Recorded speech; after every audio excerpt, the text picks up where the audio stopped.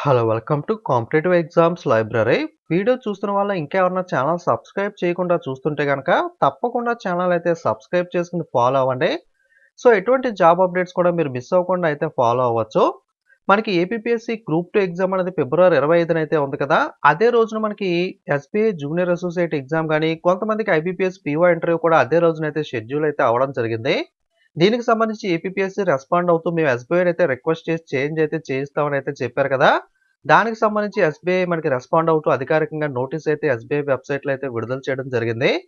So, already night మనకి second ఛానెల్‌లో inform చేశాను. బట్ ఎక్కువ టైం లేదు అందరికీ తెలియాలని చెప్పి ఇప్పుడు కూడా మనకి ఈ ఛానెల్‌లో కూడా అప్డేట్ చేస్తున్నాను. నోటీస్ వివరాల్లోకి వెళ్ళినట్లయితే main exam for the post of junior associates ఈ schedule to be held on February 25 and March 4.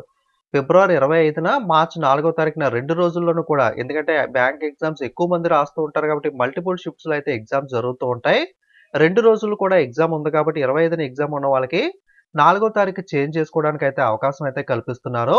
ఎవరికైతే అదర్ ఎగ్జామ్ కానీ ఐబీపీఎస్ పీఓ ఇంటర్వ్యూ గాని ఉంటుందో 25వ తారీఖున వాళ్ళు మనకి మెయిన్ ఎగ్జామ్‌ని 25 నుండి మార్చి 4 అయితే చేంజ్ చేసుకోవడానికి అయితే అవకాశం ఇస్తున్నారు. ఎక్కువ సమయం లేదు. ఖచ్చితంగా ఫిబ్రవరి 23 9 ఏఎం లోపల చాలామంది ఫిబ్రవరి 23 లాస్ట్ డేట్ ఒకటే చూసి ఈవినింగ్ ఎప్పుడో చేద్దాం అనుకుంటారు.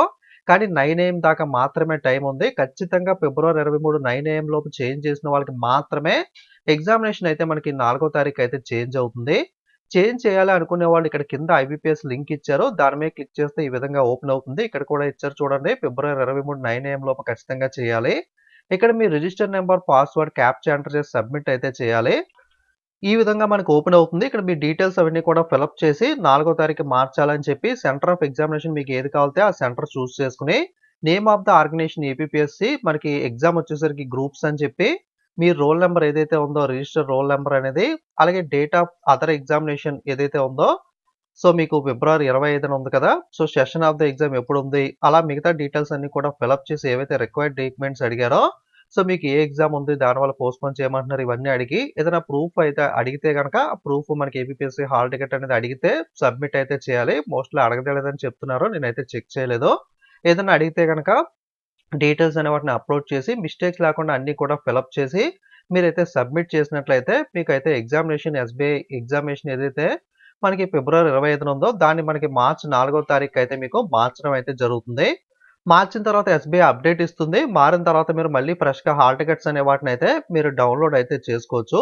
ఇది మనకి లేటెస్ట్ అప్డేట్ అనేది. ఖచ్చితంగా వీడియోని అందరూ లైక్ చేసి ప్రతి వాళ్ళకి షేర్ చేయండి. ఎందుకంటే ఎక్కువ సమయం లేదు కాబట్టి అందరూ కూడా తెలుసుకుని ఇన్ఫర్మేషన్ అనేది వినియోగించుకుంటారు. ఎగ్జామినేషన్ ఉంటే గనక అదే రోజున చేంజ్ అనేది అయితే చేసుకుంటారు.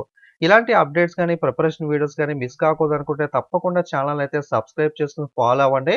పేరు మీద క్లిక్ చేసినట్లయితే ఇక్కడ టెలిగ్రామ్ లింక్ కూడా వస్తుంది. లేదా టెలిగ్రామ్ యాప్‌లోకి వెళ్లి కాంపిటేటివ్ ఎగ్జామ్స్ లైబ్రరీ అని సెర్చ్ చేసి టెలిగ్రామ్‌లో కూడా మీరైతే ఫాలో అవ్వచ్చు. ఓకే. Thank you.